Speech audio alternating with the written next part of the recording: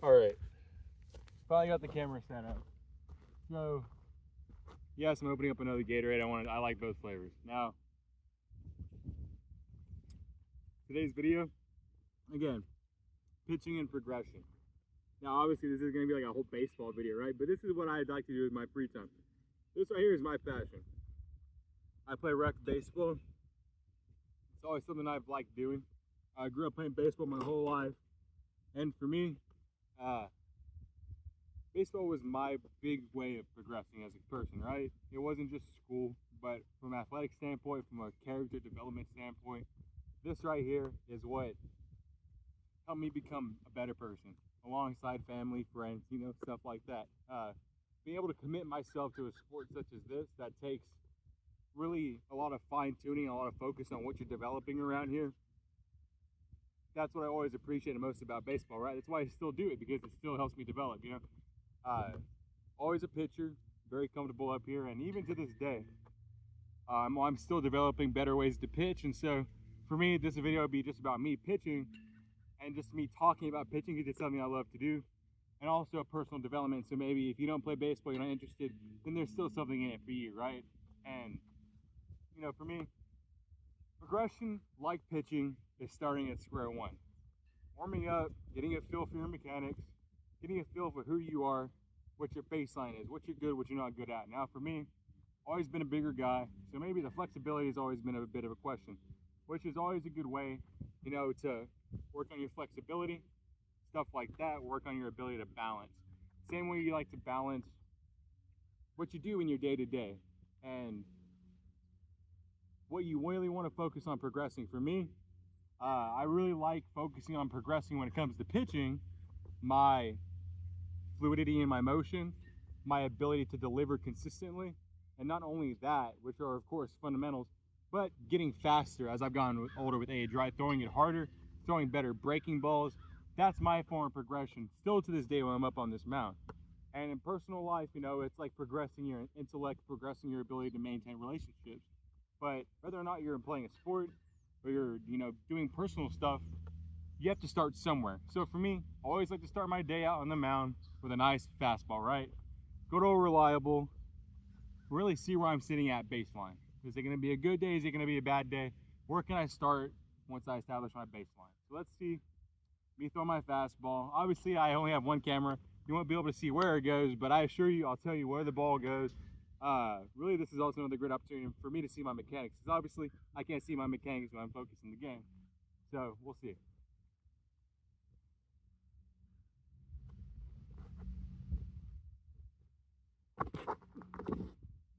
Threw it a bit up to the right, definitely a ball, but not a wild pitch. Nice little baseline, right? I did a little bit of push in the gym the other day, so my right shoulder's a little bit sore, so I'm not going to go super hard today. I'm going to focus on my mechanics. I am pitching on Sunday in an all-star game for my men's league, so I'm not going to throw too hard, but I'm going to really focus on seeing where my fastball, slider, curveball, changeup,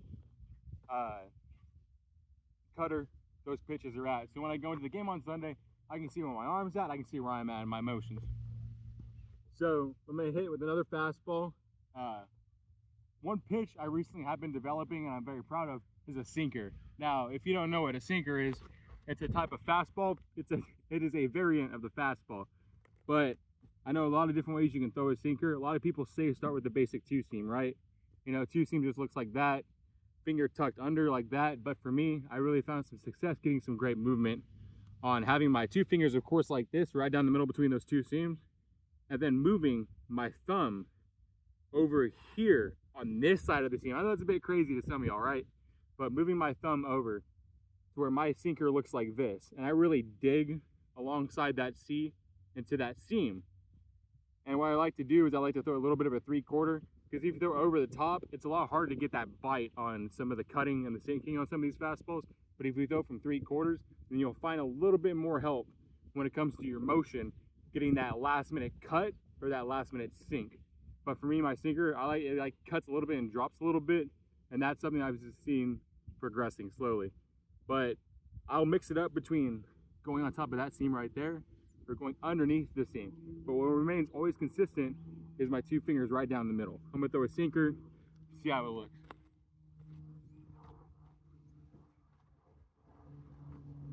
I'm gonna start with tucking it underneath that seam, right? Getting a nice big grip alongside that C with the two fingers right there in the middle.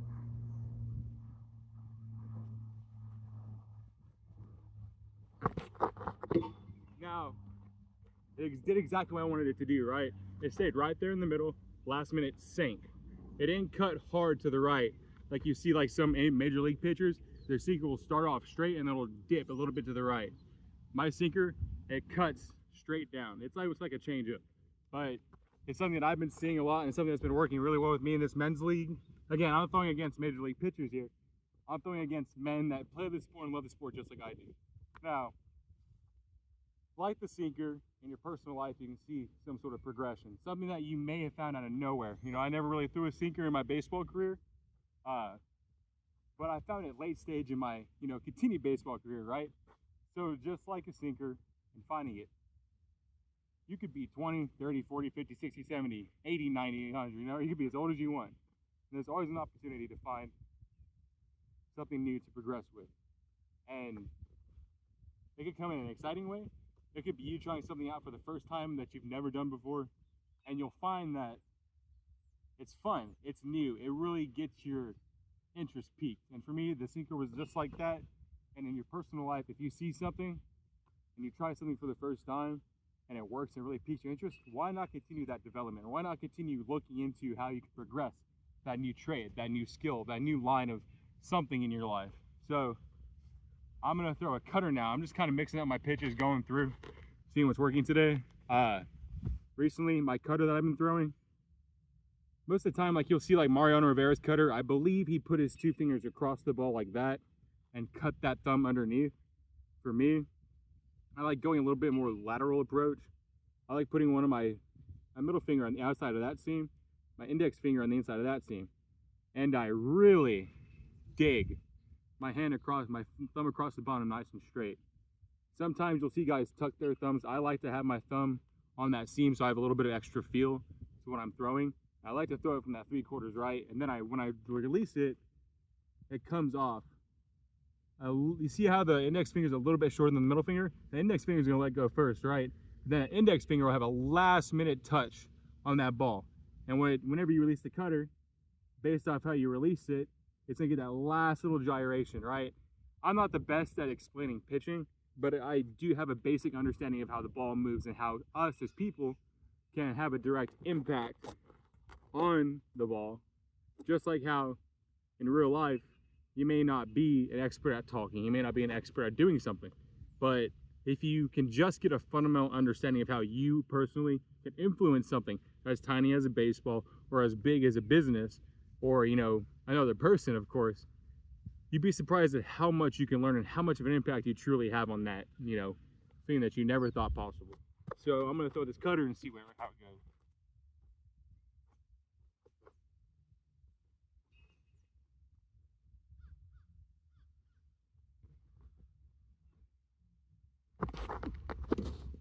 Now I stayed up a little bit high.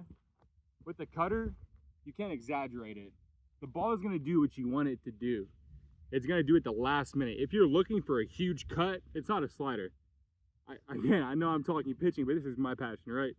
It's not a slider. A cut, you're gonna get that last minute inch to half an inch to an inch of cut at that last second. If you're looking for a huge cut, you're gonna be disappointed and you're not throwing the pitch like the way you should be. You're looking for a last minute slight change. The reason cutters break barrels is a hitter will see that ball and they'll barrel it up, but at that last second, that little shift in the switch, or like a little movement of an inch, is gonna hit the end of the barrel, or is gonna cut to the inside part of the barrel. And that's how you see a lot of broken bats in Major League Baseball off of cutters, like Mariano Rivera. But just like in real life, if you put a lot of effort into something and you expect it to have a big change or a big effect, like you're expecting there to be a big cut, you're gonna find yourself often more disappointed than not, because very rarely you see an opportunity to have big change. Change occurs in a small series of smaller changes. Most of the time you're not gonna get that big change unless it's something drastic, like perhaps a family death or a marriage. But honestly, those things build up, right? Most of the time, It's not sudden, God forbid.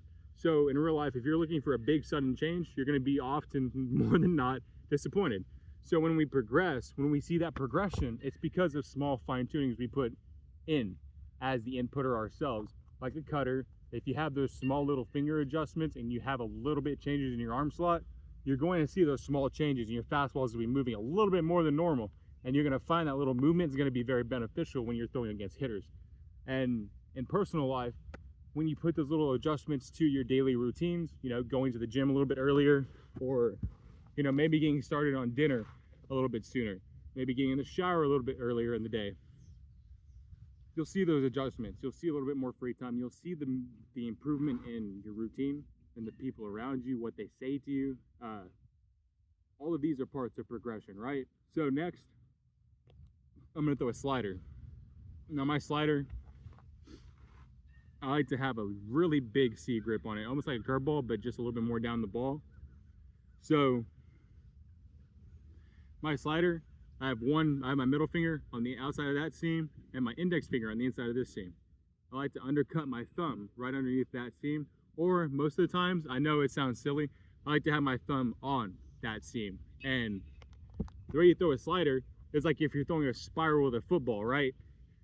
Imagine you're throwing a football, like you see guys like Nolan Ryan, Randy Johnson, their baseball pitching mentor, his name's skipping my head right now, he would have them throw a football. And he would try to mimic that arm release, because when you throw a slider, if you act like you're throwing a spiral on a football, you're going to see that really nice movement.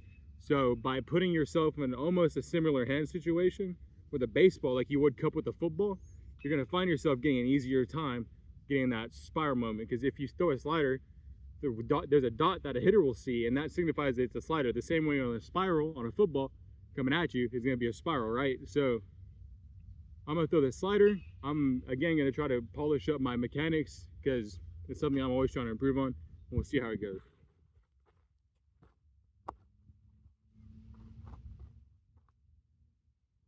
Slider.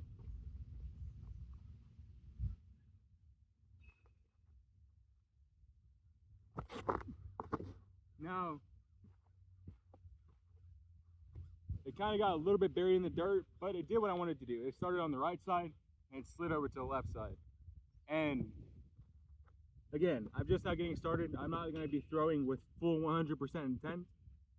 I'm just trying to get a general feel for my pitches, get some throwing in because I haven't thrown in quite a while, and get some progression in before Sunday.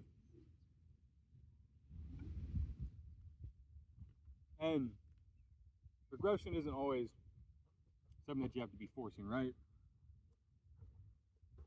Progression can stop, progression can go. Progression can go fast, progression can go slow. It's all up to you to take it in stride and to go with the flow. If you force progression, oftentimes than not, it's going to come back to bite you in the butt. But if you forget about progression and you get lackluster and you get, I'm trying to think of the word, you get lazy. I'll just keep it simple. You get lazy, you're going to stop seeing that progression, and then you're going to find yourself stuck, plateaued, and you're going to start getting a little bit unhappy, right? Because I feel like we as people always meant to progress. There's always something that we're meant to put effort into and to put work into. Humankind has gone to the point where a lot of us, same routines, same stuff day in and day out. And I know a lot of y'all, if y'all living that situation right now, you find yourself sad, you might be a little bit depressed, you might be wondering, you know, what can I do to make my life more exciting? Because we're meant to have excitement, we're meant to have something to work towards. So we always have something we can do to progress, and if we take it carefully and we learn what progression means, then things can be a heck of a lot different. So now I'm gonna throw a curveball. Now my curveball, I've kind of thrown all the same way all my life. It's super exaggerated. Take your ball right here, right? I had to put both my fingers together on one side of the top seam, one side of the bottom, or sorry, middle finger on the top, index finger on the bottom. And I like to hook my thumb into that bottom seam right over there. What I like to do is I like to throw over the top, right? I like to throw a nice big curveball right over the top. And that enables me to get over the ball. It enables me to get that lateral movement. I throw a little bit more of a 12 to 6 than a side variant. And Like when I was little, everybody used to call the eephus pitch, right? When I used to pitch right over here on the other field, everybody be like, he's throwing the eephus, he's throwing the eephus. But I'll sometimes switch between the 12 to 6 that I throw like this, or I'll go right back to that slider grip, but instead of putting my thumb on the inside, I put it on the outside. And instead of releasing like a football, I'll release over the top. So I'll flick my wrist like a curveball. So we'll see how it goes.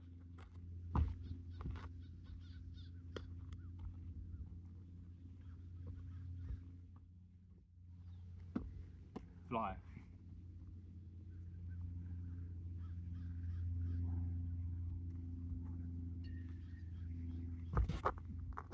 Now, start off the top, dropped right down to the bottom where I wanted it. Curveball has always been my second to go pitch. It was the first pitch I developed alongside my fastball. So for me, I've been throwing it a long time. I'm very comfortable with the pitch. But that doesn't mean there's always not something to adapt or to switch onto. So I like to throw a little bit from the 3/4 slot, not over the top, because I was more comfortable from the 3/4. I used to throw over the top, but I found that I got better break on my 3/4 because that was one of my forms of progression, right? Now, for me, in baseball, just like pitching, I do have something I've been struggling with, and that is my circle change. It was one of the first pitches I learned as well.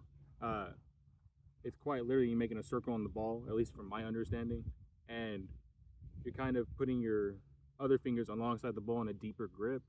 And what you want to do is you want to pull down like a lampshade. And the way that works is it keeps the ball in your palm for a lot longer. And when you pull down, like you're pulling it down on a lampshade, then it gives you that, slight drop that you see a lot of professional players have. Now the circle change or a regular changeup, I'll throw a regular changeup kind of like that. It's just a deep grip for me. It's really just a deep grip is what it is, because when you have a deep grip, you can slow the ball down. You throw it just like your fastball, the same intensity. And what that changeup does is it's different than the fastball because it looks the same, it's delivered the same. But you get that last minute drop and it's a slightly slower pitch. And that's why it's called a changeup, because you're just changing it up slightly. And for me, I still struggle with it to this day. Sometimes I'll throw a really nice circle change, and sometimes I won't. But still, a major suffering point in my pitching rotation is I don't have a really good changeup. That's why I developed a cutter. It's why I developed a sinker, because I wasn't seeing success with an off pitch with my regular 4-seam and 2-seam. So I wanted to develop better fastballs, sinker, cutter, which is a bit more prominent in pitching today. But back then, a lot of people threw fastball, curveball, changeup. They didn't have variants of the sinker, the cutter. And now that we see a lot more sinker, cutter throwers in professional baseball, you have there's been a lot less usage of circle changes, at least from what I've seen. Obviously, one of the biggest circle change throwers in baseball today would be Mr. Devin from the Brewers. I think that's his name. I don't follow the Brewers too closely, but they have a pitcher in the starting rotation that throws a really nasty circle change. It's something he's known for, and it's just one of the dirtiest pitches I've seen in quite a while. And the reason it's like, oh wow, he throws a circle change, why is that special? Because circle changes have kind of gone away. But when you develop a circle change, it can be deadly. Just because it's old does not mean that it cannot be renewed and made better than it was before. As times move on, as pitching progresses, right? Pitches come and go. Pitches are in the mix, pitches are out of the mix all the time. But that does not mean that we can still not progress our pitches and develop what we know we can develop personally. And it's not the same for everybody. It's like in real life, right? If you're good at something, maybe that something isn't like in fashion per se, or isn't as special as it once was. But being able to have that skill, being able to progress in something that is, competent, that does have usage in day-to-day activities, that's something that you should never ever give up on. So I'm going to throw the circle change and I'm going to see how it goes today and see where I'm at with it.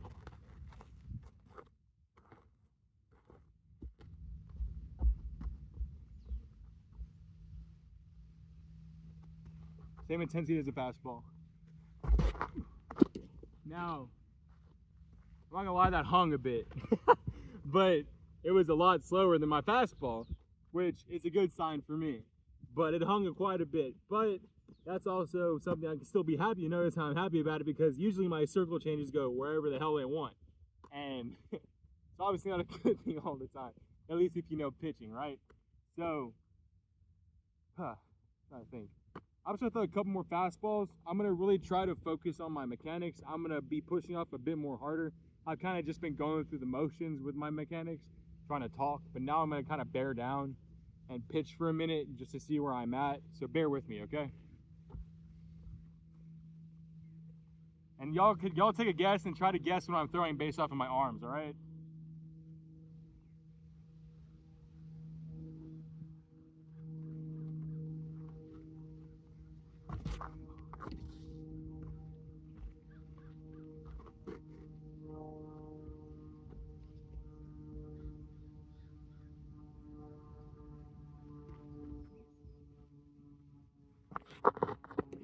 Ooh, that was nice.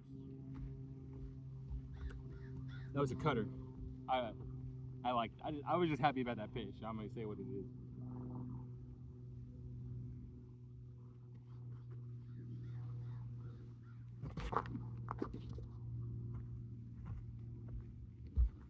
All right, I'm gonna do a full effort fastball like I would in a baseball game, so y'all can see the difference between me being casual and me actually being focused on something.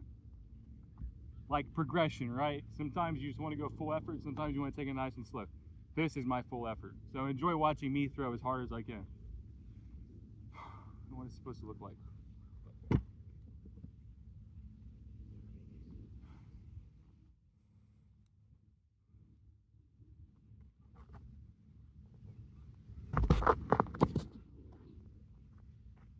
That was pretty good. I painted the outside corner. Now I'm gonna back that up with a slider.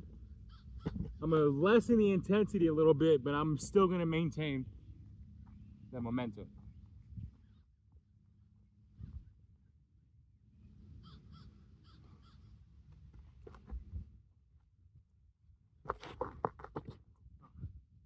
That was a bad pitch. I didn't even hit my goal. Sorry, nice and relaxed today.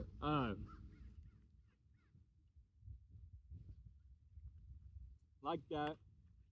You can try to like I did just there. Even though I kept close to the same intensity, my results were not what I wanted. Even though I put almost the same amount of effort into it, right? So in real life, you can still fall short despite almost the same level of intensity. I'm not saying it's okay to always not have intensity or to always have intensity. You have to be able to mix it up. Situations call for different levels of intensity. And so if we fall short, just because you're putting in less effort than you usually do does not mean that's a bad thing. What is bad when it comes to progression and being true to yourself, right, is blaming yourself. Now, if you fall short, never blame yourself. It's never a good thing to think of yourself as at fault for failing, for coming up short. If you know in your heart and in your soul that you put forth 100% effort into whatever you were doing at that moment, don't feel bad. You know, a lot of us, we have a lot of opportunities in life to showcase our talent and to do something good with our time, right? And to showcase our talents to those that we want to prove off to, you know, we want to prove ourselves to. Maybe it's a coach, maybe it's a teacher, maybe it's a boss.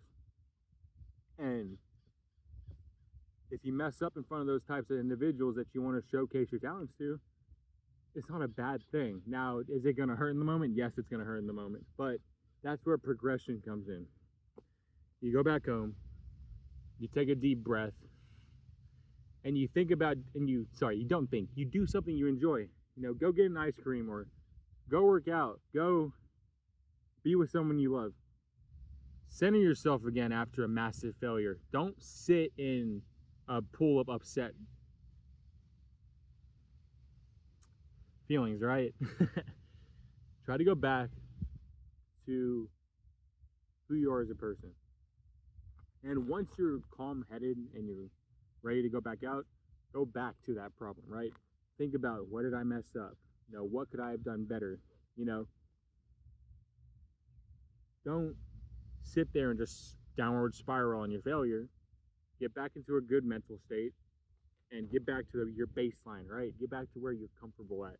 And then slowly start progressing back out. If you fall off the rails, you need to get back on.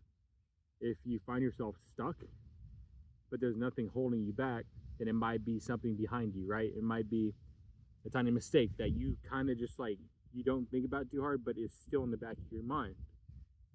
Even in times of success, you'll still find yourself asking, well, I could have done better. Or, say you got a silver medal in the Olympics, right? Well, I could have gone gold. You are still one of the top 3 people in the world at whatever that is. And this is, of course, again, a example, right? Even if you're the best in the world, someday, somewhere, and I guarantee you, someday, somebody's going to be better than you.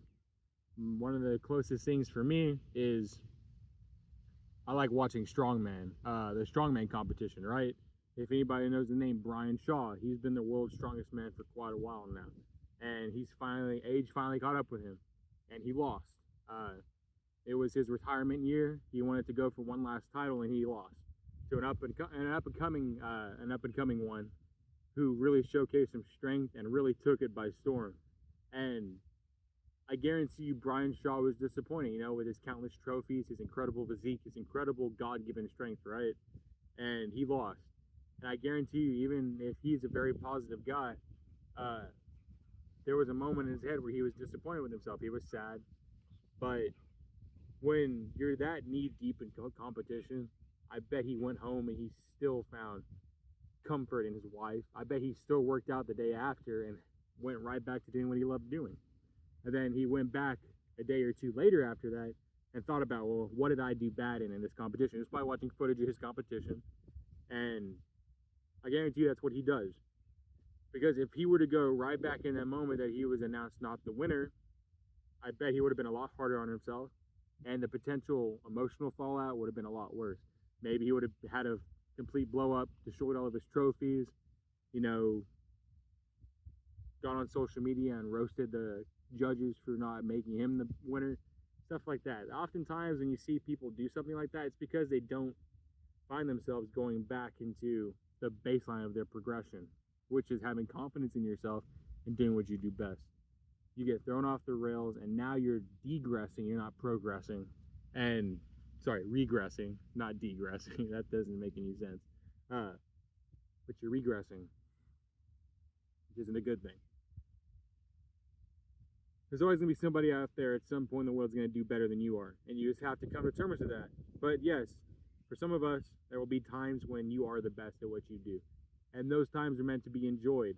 And the way those times last longer is when you put in effort to practice and to continue progressing. There is no such thing as perfection, and we all know that. So there's always something to improve on. There's always something to get better at. And for me, even if I don't play the sport for scholarships or for scouts or anything to this day, I still find myself out progressing on this very mound. And like my last outing, it was an all-star game. Sorry, not an all-star game. Geez, it was a playoff game. It was my team, the Hitters, versus the Shoe Bills, a team we had lost to previously. And they got some good hitters on their team, and I started on the mound. And I was a bit nervous going into the game, of course, because, even if you're the best, you're always still a little bit nervous. I went to the game, I pitched 5 innings. And I gave up, if I remember correctly. Sorry, we'll start with what they scored and what I actually gave up, for those that actually follow baseball. When I left the game, it was 5-1, and I only gave up, I believe it was 2 of those runs. My team was making a lot of errors. Again, this is men's rec ball, right? We're not professionals. It's people that love the sport and love playing it each and every day. But I was out there giving it my all. I had my sinker really working for me. I was frustrating the other team. I could hear them. I had a good amount of Ks. Through 5 innings, I had about,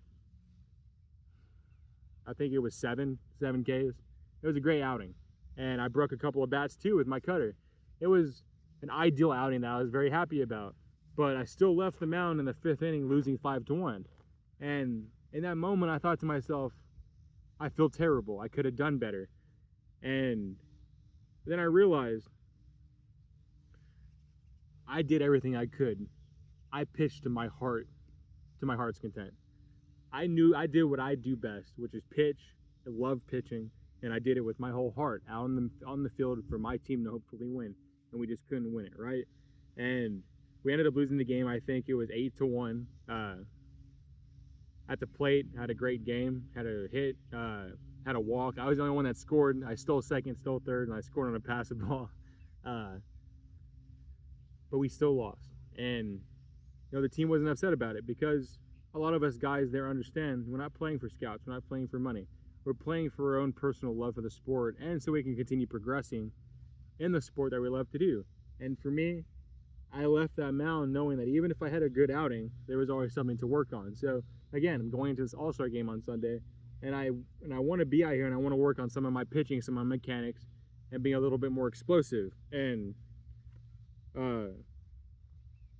one thing I'm always working on progressing is actually, if you're interested in listening a little bit longer, is what I do with my front leg when I am ready to pitch the ball. And if you don't know what I'm saying, I'll explain it to you, right? So this is the wind-up. You start off with, a nice little movement. You come to your plateau. Sorry, 1 second. I'm very tired, so don't make too much fun of me for not being able to balance. From this point on, some people, sorry. Oh, I can't take myself seriously. But a lot of different ways to come down from this spot. You can come back down like Clayton Kershaw, right? Like everybody knows Clayton Kershaw. You could come out to the side like that. You could go straight out. For me, before recently, I was, just doing the regular. For me, I've been kind of doing a little bit of mix as of recent that I feel a little bit more comfortable in. I like putting my leg out like this. Like I like this fluid movement right here. I like that a little bit more than I like this. Because there's a lot of torque involved in pitching. And for me, I just feel a little bit more comfortable going like that because it makes me feel like I'm doing something active. When I'm pitching, I like feeling active in my movement. So I was also doing this to time myself into be movement, like with my hand. Watch. Most people will keep their hands, nice and tight into their glove. I was doing what some pitchers do today, right? I was doing that because I like feeling like I am constantly in a fluid motion when I'm pitching. I don't want it to feel like I'm doing stages in the process. So again, I'm going to do a full effort pitch and we'll see how it looks. So maybe you can see a little bit more about what I'm talking about.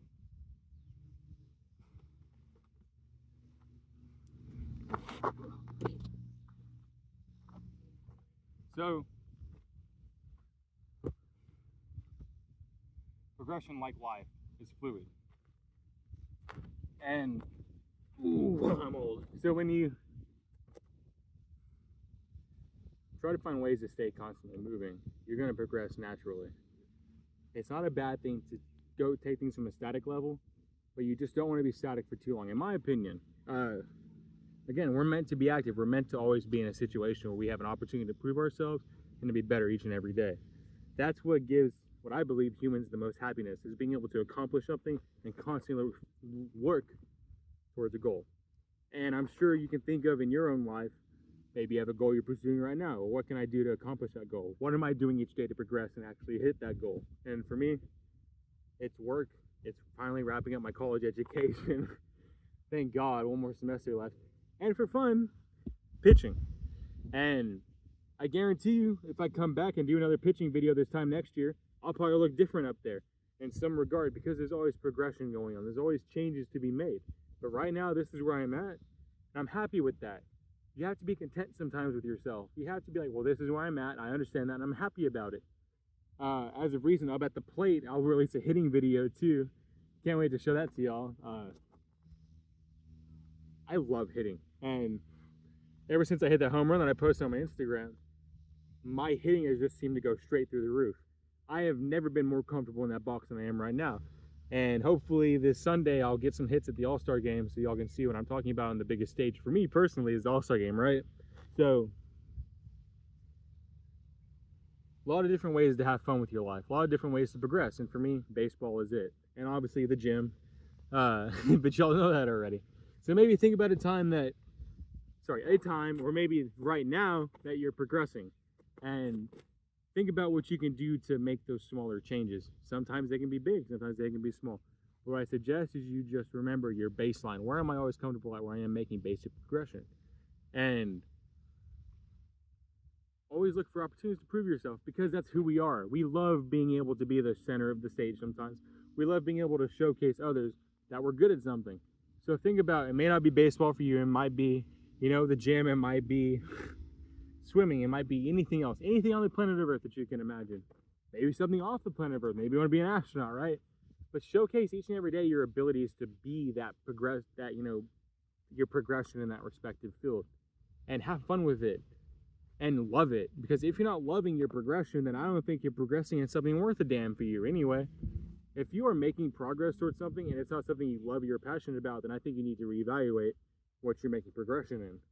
Because progression in something you love is enhanced like tenfold. If you love it, you will find yourself progressing in it faster, and it will be a lot more meaningful to your heart and to your soul. And so, kind of running out of things to say here today, just enjoy it. Just enjoy every second that you have an opportunity to prove yourself and you have an opportunity to progress. Enjoy the failures, but also enjoy the successes. The failures say a lot more about who you are than success does. When you lose, when you come into second place, when you maybe don't win anything at all, what you do in that moment defines who you are as a person. Have I made progress as a, student? Have I made progress as an athlete? If you, in the face of failure, get rowdy, lash out at others, hang your stuff up, throw things, break things, you need to really find yourself and think about, am I doing what I want to be doing? Is this what I'm passionate about? I know that there are people out there, like professional baseball players, for example, they strike out. David Ortiz is a big example. He destroyed a telephone box back when he had a big old strikeout in a very important game, and he just broke the heck out of that box. And sometimes it is a crime of passion, but if you find yourself more often than not breaking stuff, screaming, yelling at others, saying, F this, I'm done with this, that's not meant for you.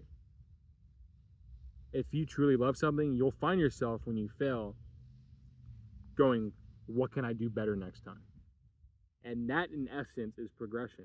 It's understanding from that moment, keeping a calm head and trying to find out, what can I do better so that next time I'm in this situation, I can showcase my progression and I can have a better chance at success.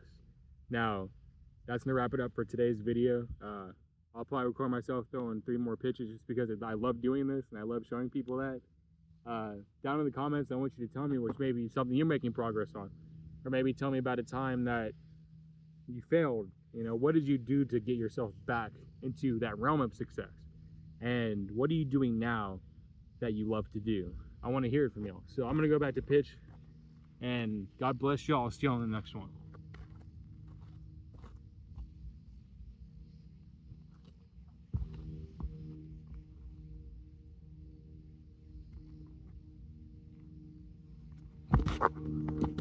I short arm that one.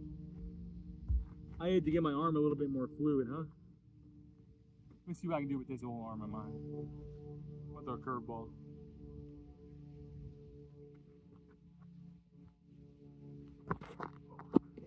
Ooh, that was a hanger, plus I lost my balance. Now, always something to look forward to. I'm not always going to look pretty, but I'll be darned if I don't get it to the plate.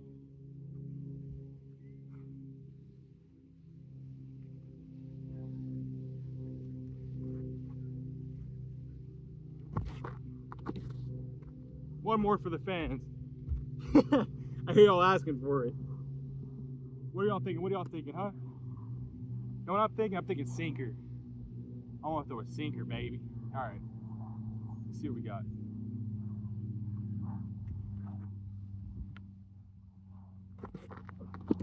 That was pretty. Okay, one more for the fans. See, this is why I love this sport. I never want to stop. But I promise y'all, last one. Full effort fastball coming right at you.